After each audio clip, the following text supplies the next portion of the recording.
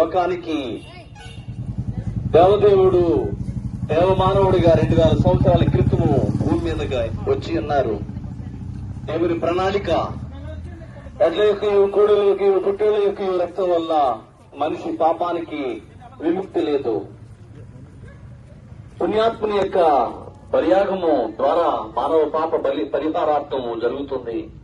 కాబట్టి యేసుక్రీస్తు ప్రభు దేవమానవుడిగా ఈ లోకంలోనికి వచ్చి మానవ పాప పరిహారార్థమై ఆయన రక్తమును కార్చారు, ఆయన ప్రాణమును పెట్టారు. ఇప్పుడు ఏ మనిషి కూడా మోక్షము చేరాలి అంటే, పరలోకము వెళ్ళాలి అంటే, వైకుంఠము వెళ్ళాలి అంటే ఏమీ చెల్లించక్కర్లేదు. కేవలము క్రీస్తు ప్రభువు అని ఒప్పుకొని క్రీస్తుని విశ్వసిస్తే చాలు, యేసుక్రీస్తుని రక్షకుడు అని ప్రార్థిస్తే చాలు. ప్రతి మనిషికి కూడా ఇహమందు మేలు జరుగుతుంది, పరమందు కూడా చేర్చబడతారు. యేసుని క్రీస్తుగా, యేసుని రక్షకుడిగా, యేసుని దేవుడిగా ఆరాధిస్తే చాలు.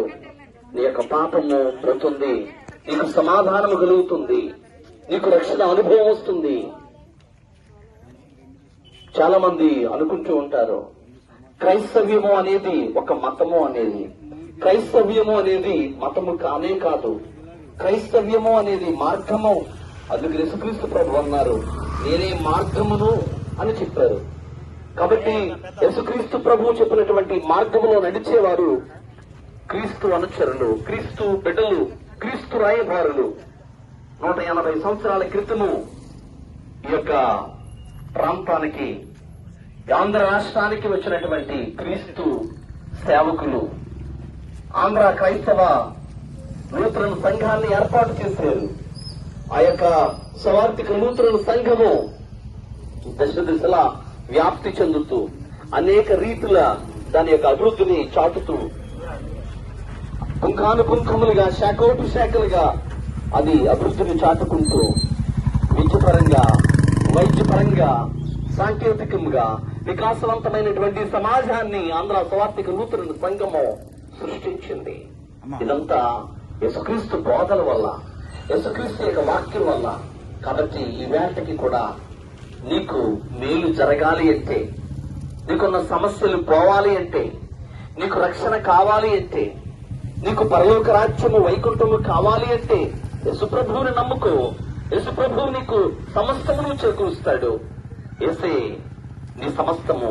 కాబట్టి ఈ వార్త నీ ఎదుటికి, నీ ఇంటి దగ్గరికి, నీ వీధిలోకి, నీ పురద్వారం దగ్గరికి వచ్చింది. నీవింకా నెగ్లెక్ట్ చేయకు, నిర్లక్ష్యంగా ఉండకు. యేసు ప్రభు అని ఒప్పుకో, విశ్వసించు. తప్పనిసరిగా దేవుడు నిన్ను దీవిస్తాడు. ప్రార్థన చేసుకుందాం. ప్రియుడైన తండ్రి, మీకు వందనాలు. నువ్విచ్చినటువంటి వాక్యాన్ని అనేక మందికి చెబుతూ అనేక మంది మధ్యలో ఈ విత్తనము విత్తి ఉన్నాం. నీ చిత్తమైతే ఈ విత్తనము 30దంతలుగా, 60దంతలుగా, 100దంతలుగా ఫలభరితము చెయ్యి. దేవా, ఏ యొక్క చెవిలో పడిందో ఆ యొక్క వ్యక్తిని తప్పనిసరిగా నీ ఆత్మ చేత నడిపించి బలపరచు.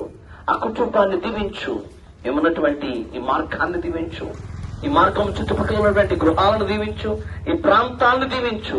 క్రైస్తవ్యం అనేది అనేక మంది మేలు కోరేది కాబట్టి మేము మేలు జరగాలని ప్రార్థిస్తూ ఉన్నాము. మేలిచ్చి, రక్షణిచ్చి దీవించుమని యేసునామములో అడిగి వేడుకొనుచున్నాము తండ్రి. ఆమేన్. త్రియేక దేవుని దీవులు తోడయుండును గాక. ఆమేన్. క్రీస్తు మహారాజుకి